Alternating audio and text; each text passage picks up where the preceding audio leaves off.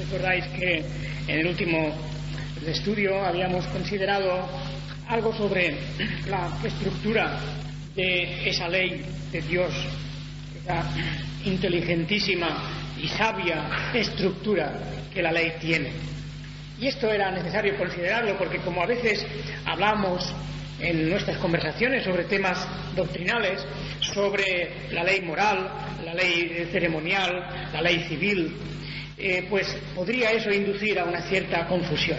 Ya dije, insisto, que no se trata de leyes distintas, no se trata de cosas diferentes y menos todavía incompatibles o irreconciliables o contradictorias. La ley de Dios en realidad tenemos que considerar globalmente como un todo. En cierto sentido, lo veíamos al principio de nuestro estudio ya hace varios meses, que toda revelación de la voluntad de Dios, toda manifestación de su voluntad, incluso podríamos decir la palabra entera, la revelación, la Biblia entera, se puede considerar en un sentido amplísimo, desde luego, pero en un sentido real también y verdadero, como ley de Dios. Porque ley, estamos diciendo una y otra vez hasta la saciedad, que es enseñanza. El carácter principal de la ley divina es que es el instrumento pedagógico por excelencia, es el instrumento que sirve para instruir nuestra mente. La forma en que Dios guía a su pueblo como buen pastor, que es a través de la enseñanza. Y naturalmente una enseñanza a la cual va unida también la exigencia de obediencia. Es una enseñanza, hemos dicho varias veces, con autoridad. No es una enseñanza optativa, una más entre varias enseñanzas. Es la única enseñanza válida. Es la única instrucción que realmente merece tal nombre.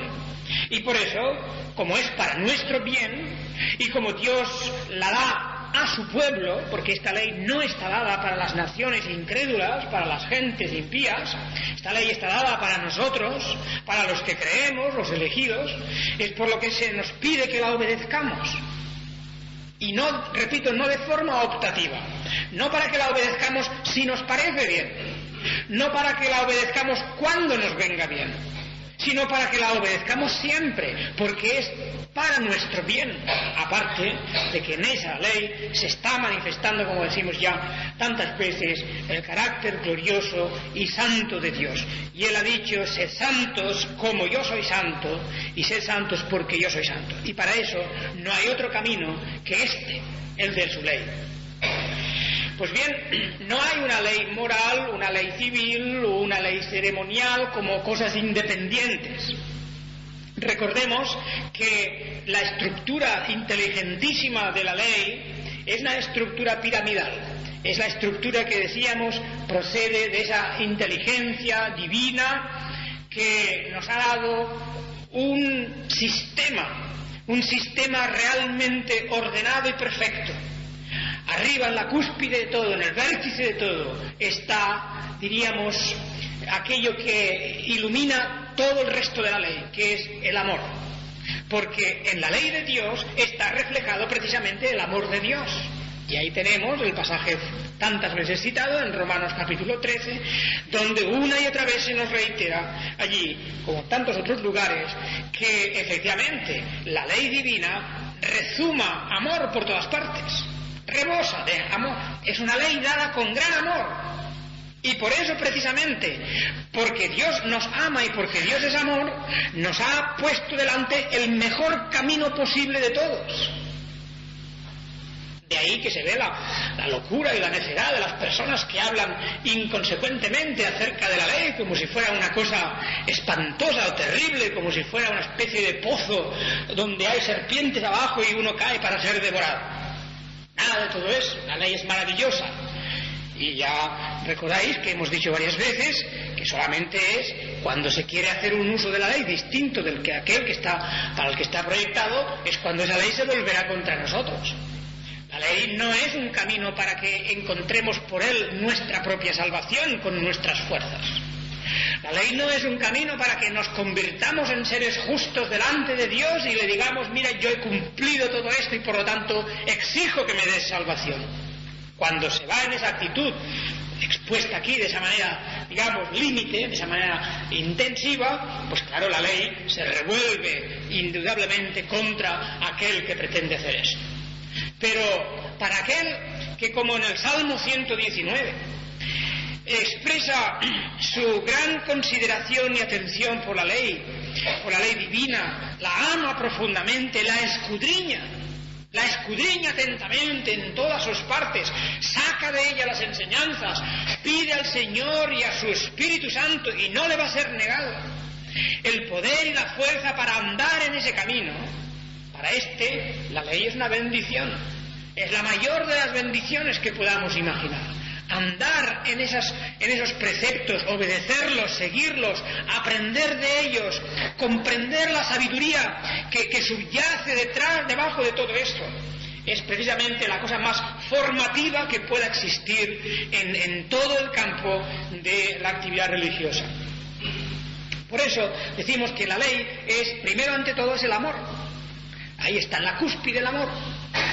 Después de eso, bajando por esa pirámide, después de eso tenemos que el amor se concreta en algo. Decíamos que Dios no nos deja con palabras abstractas o para que las interpretemos a nuestro gusto.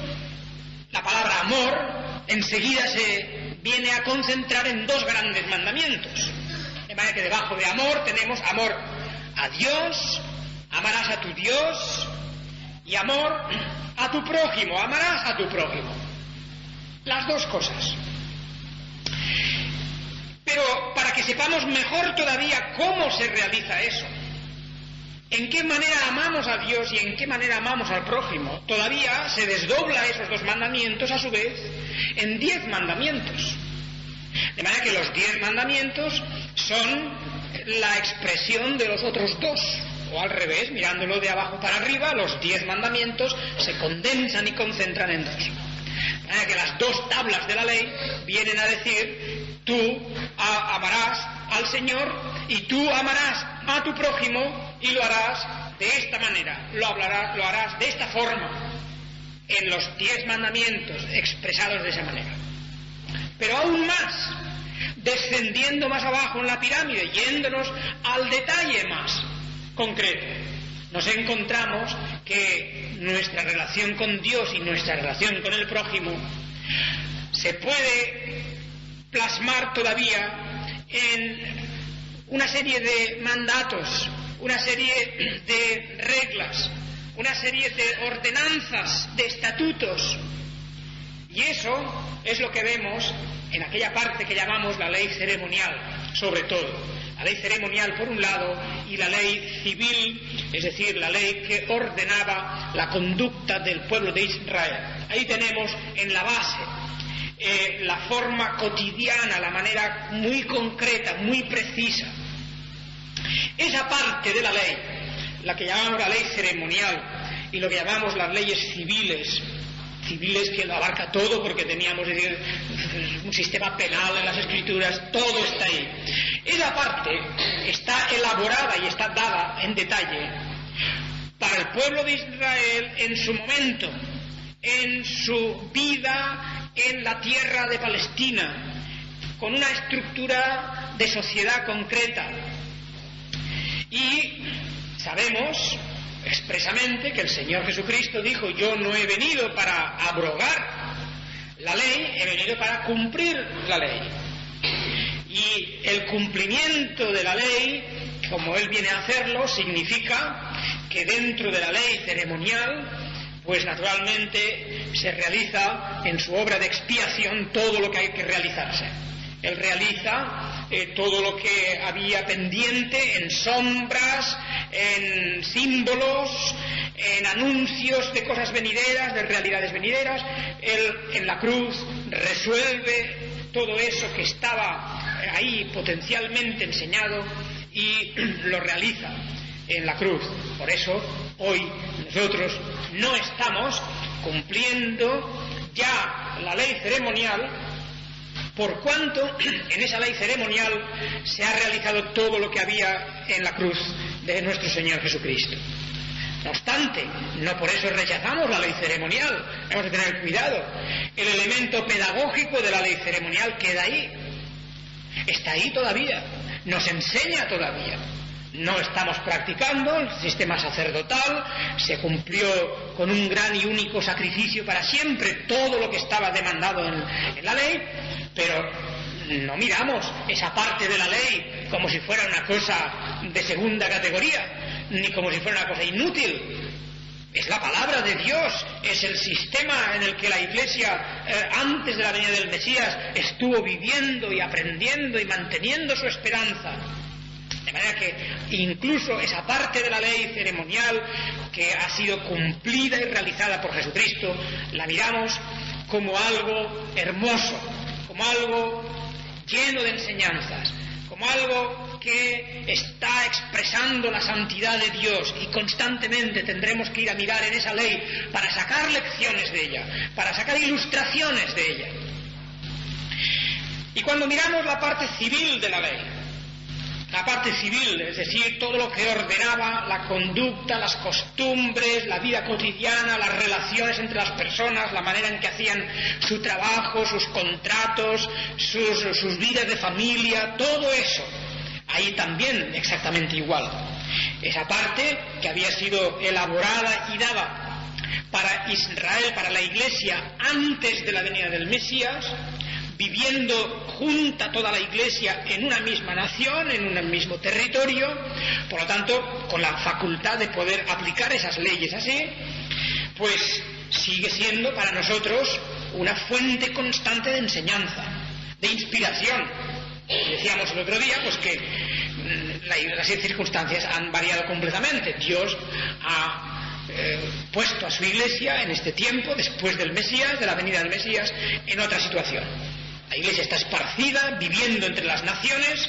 Nosotros no podemos legislar en esas naciones. En casos excepcionales y rarísimos ha habido una influencia cristiana superior a la influencia pagana, pero hoy, sobre todo en el siglo XX, que es lo que a nosotros nos interesa, pues no podemos prácticamente influir en esas leyes de los países donde estamos. Pero los cristianos estamos esparcidos por todas partes. Y las leyes de Dios no nos son ajenas, aun cuando debemos nuestra obediencia a las leyes de los países donde vivimos.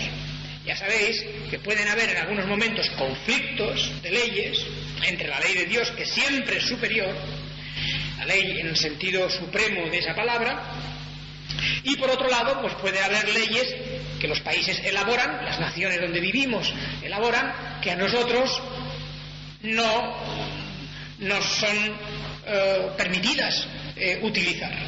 Poníamos el caso pues de las leyes de divorcio, las leyes de aborto y otras muchas leyes que infringen la palabra de Dios y que nosotros, claro, pues no hacemos uso de ellas, no nos obligan a hacerlo, pero también nosotros nos abstendremos de la facultad de utilizarlas como cristianos, porque la ley de Dios sigue estando en ese aspecto totalmente vigente para nosotros.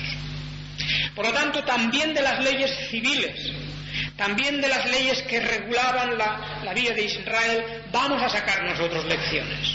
De ahí también vamos a sacar ejemplos.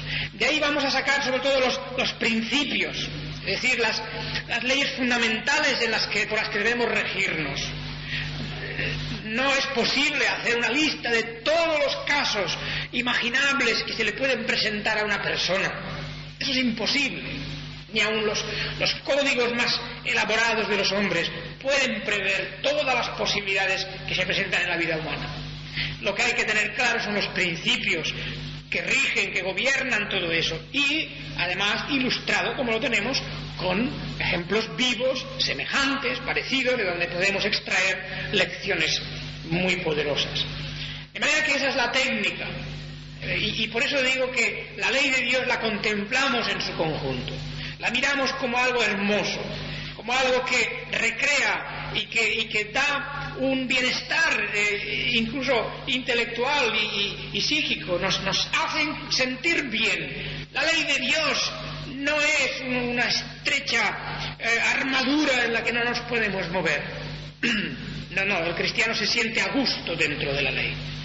El cristiano se encuentra perfectamente compenetrado con los principios, la filosofía divina que hay en esa expresión del carácter de Dios. Y por lo tanto, vamos a ver, después de lo que dijimos ya sobre la cuestión de la obediencia que se exige en la ley, después de haber dicho algunas cosas sobre el principio fundamental de todos, que es el del amor de Dios revelado en la ley, nos introduciremos en los 10 mandamientos.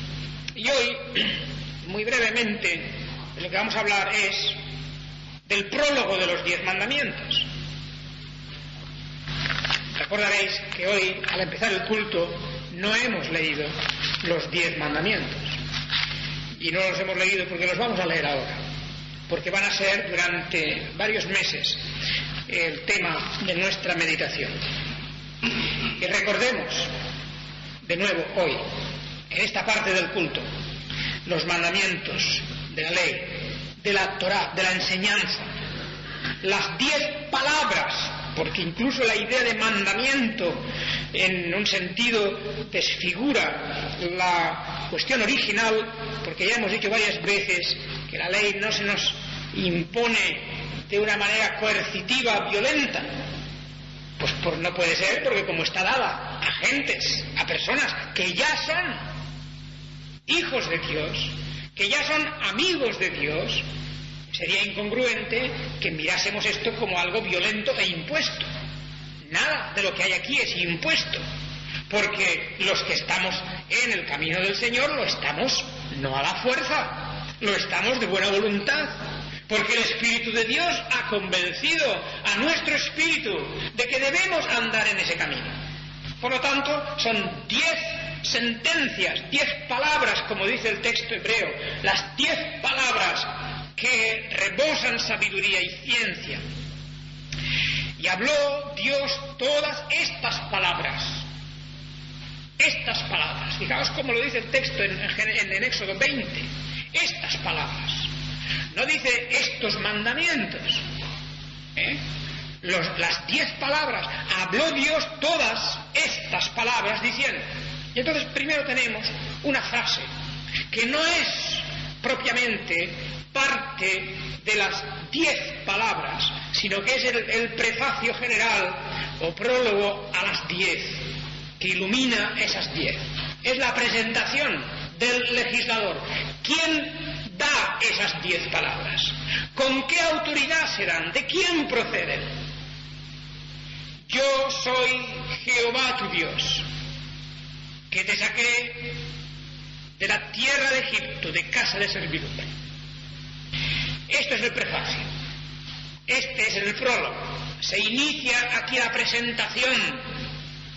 Es algo así como lo que hoy día en las leyes que hacen los hombres, pues también se nos presenta siempre. Hay una especie de prólogo a la ley, una presentación de la ley. Normalmente viene a ser una especie de exposición de intenciones de la ley, del espíritu, de lo que anima la ley esa.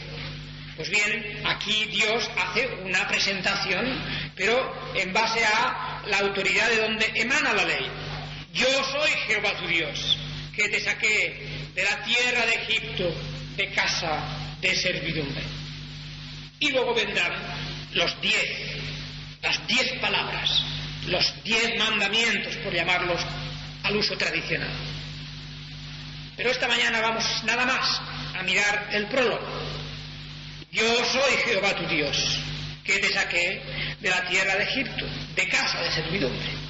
Desde luego, hay aquí para hablar extensamente.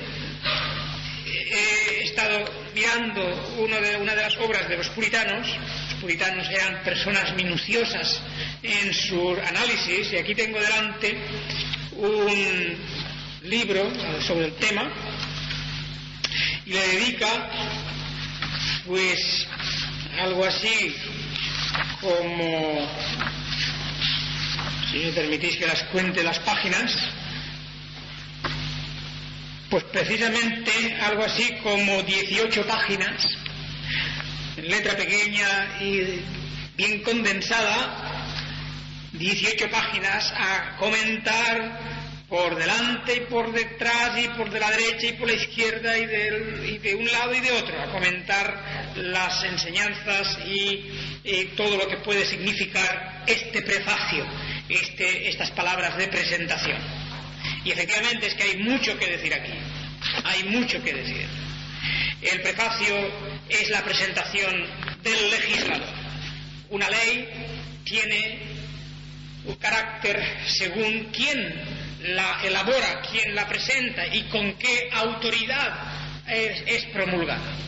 Una ley tendrá que ser respetada de acuerdo, desde luego, con aquella persona o aquella entidad que la presenta y la propone. Si una entidad o una persona no tiene autoridad, no está cualificada, no está puesta en el lugar que le corresponde para promulgar una ley, pues naturalmente esta no tendrá ningún valor. Son leyes que pueden considerarse falsas, son leyes a las que les faltaría la base principal, que es la autoridad de donde emanan. Por lo tanto, en la ley divina, en esta exposición que se nos hace de su ley, el Señor empieza manifestando quién es Él, qué ha hecho Él por aquellos a quienes ha dado la ley, a quienes va a dársela, y por lo tanto la autoridad con que esa ley llega hasta ellos. Se va a hacer respetar esa ley porque no procede de los hombres. No es una ley de Moisés, aunque la expresión ha quedado plasmada ya. Pero Moisés es nada más el instrumento. Moisés es el hombre encargado por Dios de darle forma precisa, de poner en escritura, de presentarla delante del pueblo, de enseñar y de empezar a rodar las cosas de acuerdo con esa ley. Sí, Moisés tiene, por lo tanto, una importancia extraordinaria. La figura de Moisés es realmente insólita dentro del plan de la revelación y debemos de descubrir nuestra cabeza en admiración y respeto por la labor realizada por Dios a través de su siervo Moisés. Un hombre manso, se nos dice en las Escrituras, precisamente, un hombre obediente, que es una de las características esenciales de esta persona. Hombre obediente hasta el servilismo, si podemos llamarlo así. Obediente hasta el extremo de expresar con todo detalle y con toda precisión cada una de las palabras del Señor, sin añadir nada, sin poner otra cosa, sino aquello que Dios habló a Moisés. Por eso la ley, aunque la llamamos la ley de Moisés, está claro que no es la ley que emana de Moisés, no es elaborada por la razón o lógica de Moisés, ni por la cultura heredada por Moisés, por ejemplo, en Egipto. Es un caso extraordinario porque Egipto había sido la cuna de su educación. Y él había adquirido la sabiduría de los egipcios. Y él conocía todo el sistema de gobierno de los egipcios. Todo eso lo sabía Moisés. Sin embargo, en esta ley no se va a reflejar. Él no va a adaptar la cultura de los egipcios a este pueblo que Dios le ha dado para que lo saque de Egipto. No va a hacer nada de esto. Veremos que fielmente, de una manera mansa, humilde, Moisés va a trasladar al pueblo aquello que Dios le va a dar. De manera que el autor de la ley, indiscutiblemente, es Dios mismo. El autor es Dios mismo. El legislador es Dios mismo. La autoridad que está detrás de esta ley es la de Dios mismo. Y fijaos entonces lo que eso significa, que estamos no ante un sistema comparable a los otros sistemas de las leyes de los hombres. Muchas veces se ha hablado de la comparación de esta ley con un famoso antiguo código que algunos ya habéis oído mencionar, el Código de Hammurabi. Es un antiguo código, Un antiguo código que también tiene unas tablas de la ley, también tiene unos mandamientos, y algunos incluso coinciden muy cerca con estos que tenemos delante nuestro. No obstante, hay diferencias, por descontado, y aquel código, aquella ley, pues viene con el nombre del Señor, la persona, el hombre, que hizo esos mandamientos. Recogió unos principios de justicia, unos principios de misericordia también, los plasmó en aquel código. Pero nadie hoy se guía, nadie hoy pone su atención en el famoso y antiguo código de Hammurabi. Ese código es una reliquia histórica, una cosa curiosa para mirarlo, pero nadie se siente obligado a hacer nada de lo que está escrito allí. Sin embargo, fijaos qué postura tan distinta a la nuestra y la de millones y millones de seres, cuando leemos estos mandamientos. Los mandamientos de la ley de Dios, de aquel que se declara y presenta como Jehová. Nuestra actitud es la de respeto ante esos mandamientos. Reconocemos que aquí hay algo que tiene sobre nuestra conciencia y sobre nuestra vida, tiene un derecho, tiene una demanda, una exigencia para que se le obedezca y respete. Y es porque se nos presenta en esa forma: yo soy Jehová tu Dios. El Señor, Jehová, su nombre es Jehová. Fijaos que se nos da la ley en nombre de Jehová. El nombre sagrado, Yahvé, Jehová, este nombre que pronunciamos de un modo u otro, pero que quiere presentarnos en realidad al único y sabio Dios. Aquellas palabras famosas de la carta primera del apóstol Pablo a Timoteo: el único y sabio Dios. ¿Os acordáis de estas palabras? 1 Timoteo 1:17, esa doxología tan extraordinaria que presenta y que exclama el apóstol. Efectivamente es el único y sabio Dios. Cuando dice, por tanto, al Rey de los siglos, inmortal, invisible, al único y sabio Dios, sea honor y gloria por los siglos de los siglos. Esta expresión es algo así como si estuviera traduciéndonos el sentido de la palabra Jehová. La palabra Jehová es la que expresa que Dios es el único que tiene existencia propia. Yo soy el que soy, el que existe por su propio poder, el que no ha sido creado por otro, el que es eterno y por lo tanto, como dice el apóstol, al Rey de los siglos, el Rey de los siglos, de las eternidades, inmortal, invisible, al único y sabio Dios. Grandiosa doxología la del apóstol en esta primera carta a Timoteo 1:17. Efectivamente, ahí está, el Rey de los siglos. Yo soy Jehová. Yo soy Jehová.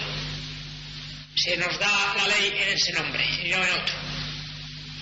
Atengámonos todos nosotros, cuando hablemos, aunque sea nada más, de una pequeña parte de esa ley, aunque sea al hablar de una letra de la ley, atengámonos al origen de todo eso. ¿De quién viene? ¿De quién viene? Los judíos, con su forma de interpretar las cosas a veces, tenían costumbres y tienen aún costumbres que son curiosas. Y se lo tomaban así porque realmente hay que expresar las cosas de una forma visible también.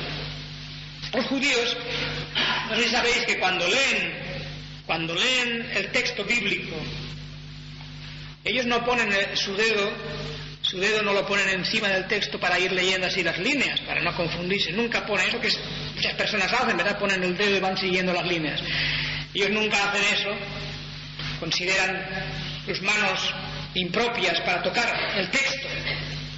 Entonces tienen unas pequeñas manos hechas de plata, de orfebrería, delicadas, una mano pequeña con un dedo así en plata, con una especie de cálamo o una especie de mango, de una madera preciosa, bien, todo muy bien decorado, y con esa plata van tocando el texto, y con ese índice de la mano de plata van tocando el texto y van leyendo.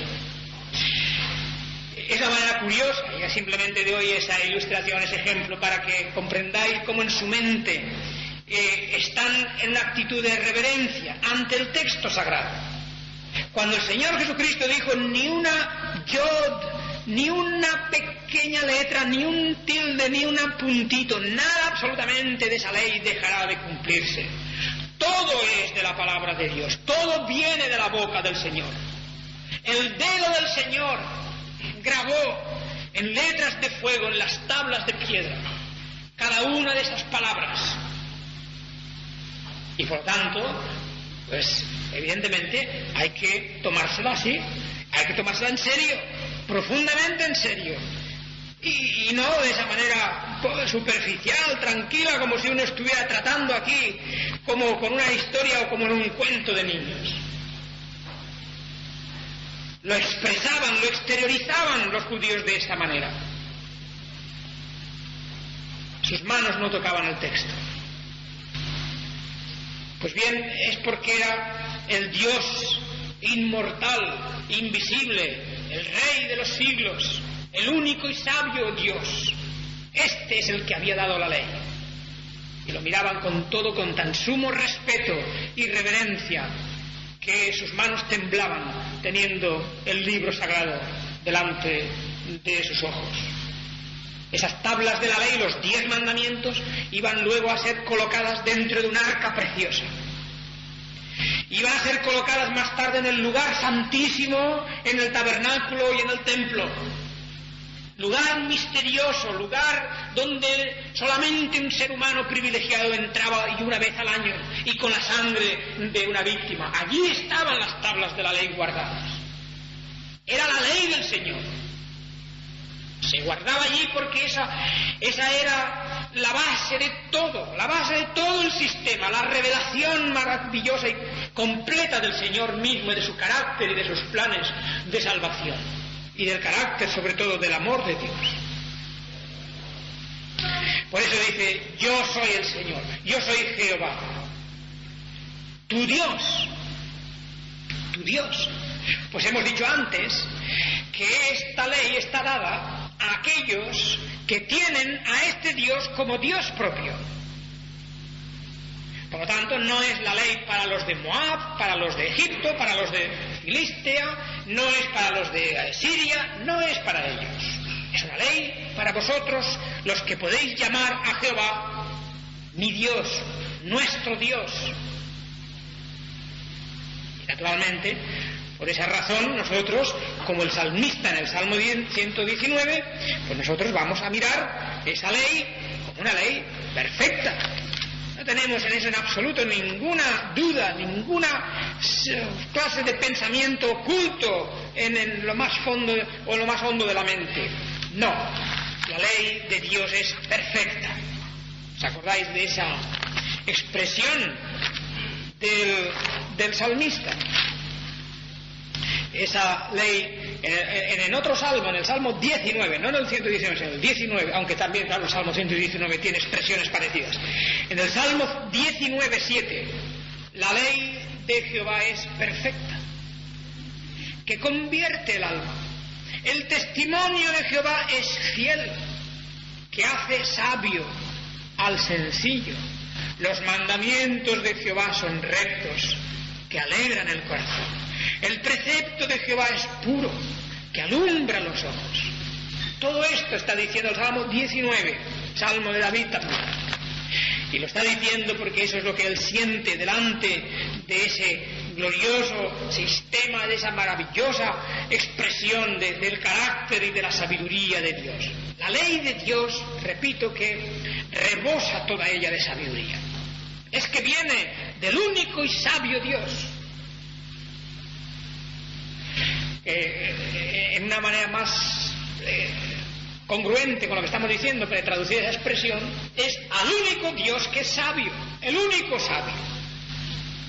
No hay otro ser que merezca el nombre de ser sabio, con ciencia, con verdadero conocimiento profundo de todo. Ningún ser humano puede dar una ley como esta. Nadie. Y cuando miremos ejemplos, los preceptos de la ley ceremonial, los preceptos de las leyes civiles, todo lo que hay en eso, cuando miremos eso nos vamos a quedar asombrados de la sabiduría tan extraordinaria que hay en todos esos preceptos. Realmente asombrados. Cuánta ciencia y cuánto conocimiento del corazón humano y de lo que es el pecado.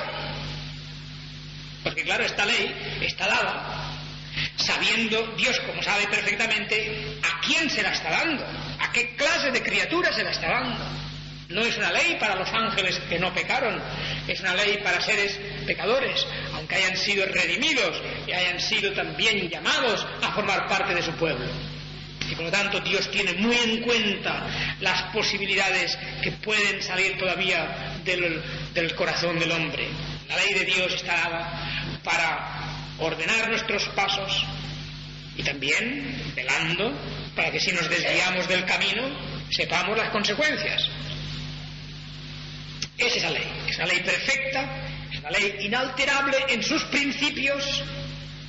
Hay una parte que hemos dicho está cumplida, realizada por la obra de Jesucristo, otra parte que nos sirve de punto de referencia para ordenar nuestros pasos, pero es una ley básicamente inalterable. Nosotros no tenemos que ir a coger ahora principios para gobernar nuestra vida sacados de alguna otra filosofía, sacados de la sociedad humana en que estamos viviendo.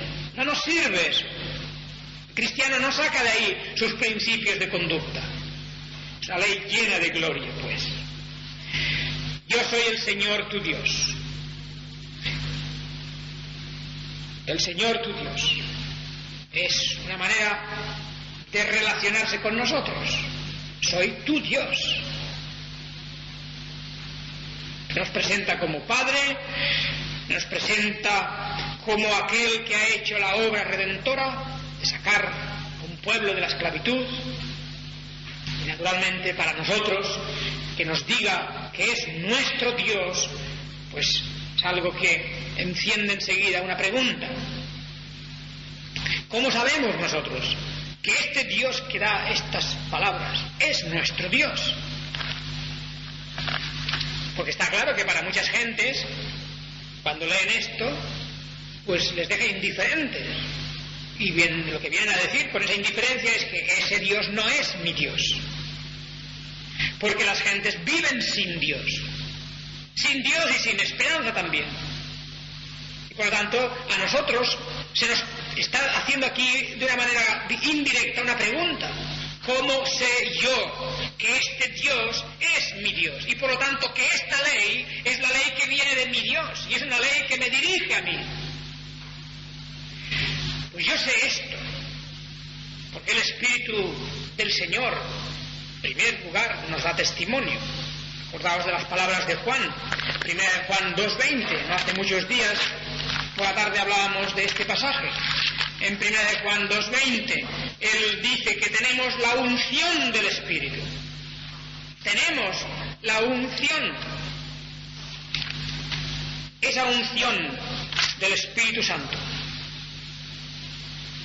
Esa unción nos habla de nuestra relación.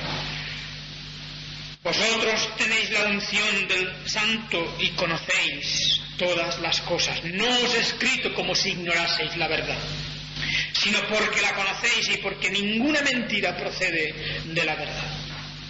Para que nosotros sabemos que este Dios es nuestro Dios, porque no podemos ignorar eso, porque tenemos la unción de Dios, el Espíritu de Dios, que mueve nuestra voluntad y pensamientos y todo nuestro ser para descansar en esa realidad de que tenemos una relación con este Dios mismo que se revela en las páginas del libro sagrado. Pero también sabemos que es nuestro Dios y podemos saberlo, y esto es una cuestión para discernir cada uno de vosotros. Cada uno puede discernir si realmente este Dios es su Dios cuando observe en sí mismo la actitud de obediencia a ese Dios, la actitud de respeto y de obediencia a las leyes de este Dios.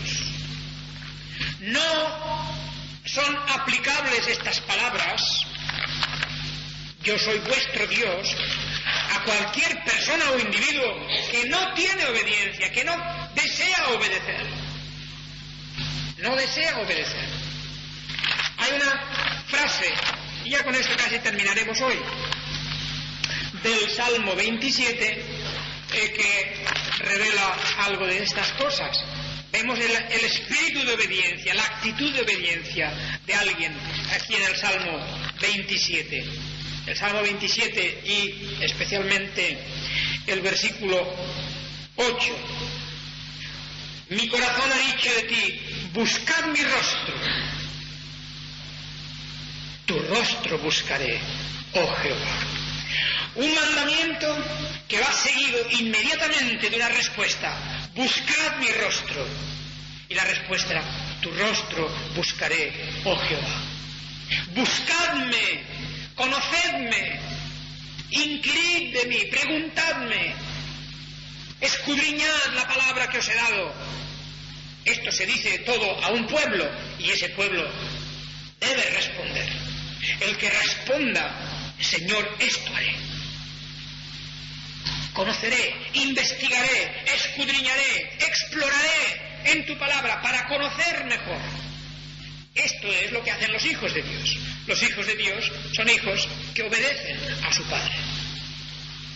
Y por lo tanto, habrá unas características en las personas que realmente van a conocer al Dios que les está diciendo, yo soy Jehová vuestro Dios. Él es nuestro Dios. El prefacio a los 10 mandamientos termina, y yo también terminaré ya, con esa expresión, Dios, Jehová tu Dios, que te sacó de la tierra de Egipto, de casa de servidumbre. Muchas cosas se pueden decir, ya digo, hay 8 o 9 páginas en este autor puritano para referirse a esa frase nada más, que te sacó de la tierra de Egipto, de casa de servidumbre. Toda la historia que hemos visto ahí en el capítulo 15 del Éxodo está ahí reflejada. Dios le recuerda a su pueblo, cuando le da la ley, le recuerda lo que ha hecho por ellos, para que nunca se olviden de lo que Dios ha hecho por cada uno de nosotros. Nunca nos olvidemos de que Dios a cada uno de nosotros nos ha sacado, en un sentido, nos ha sacado de la tierra de Egipto y de la casa de servidumbre. Nos ha sacado, porque nos ha salvado, nos ha redimido. Ninguno hemos nacido con el derecho exigible ante Dios de que nos salve. Eso ha sido un acto de pura gracia. Él nos ha sacado de la tierra de Egipto, de casa de servidumbre. Y por lo tanto debemos recordar toda nuestra vida, al ponernos delante de su ley, hemos de decir, ¿y quién soy yo para discutirle a Dios su autoridad si Él me ha redimido y me ha rescatado? Y por eso el apóstol Pablo, acordaos como a los corintios que querían hacer sus especies de ejercicios de libertad a su estilo, el apóstol Pablo les dice, un momento hermanos, un momento, acordaos de que no sois vuestros, no sois eso que algunos dicen de que vamos a hacer lo que queramos porque que comamos y bebamos que mañana moriremos. Eso no es. Acordaos, hermanos, que habéis sido comprados por un precio. La sangre de Jesucristo ha sido derramada por vosotros. Acordaos de que no sois vuestros para hacer lo que se os antoje. Sois de Él. Sois posesión suya. Él os ha comprado. Y por eso, en el principio de estos 10 mandamientos, se nos recuerda, esta es la especie de introducción que ilumina los 10 mandamientos. Yo soy Jehová tu Dios, el que te sacó de la tierra de Egipto, de la casa de servidumbre.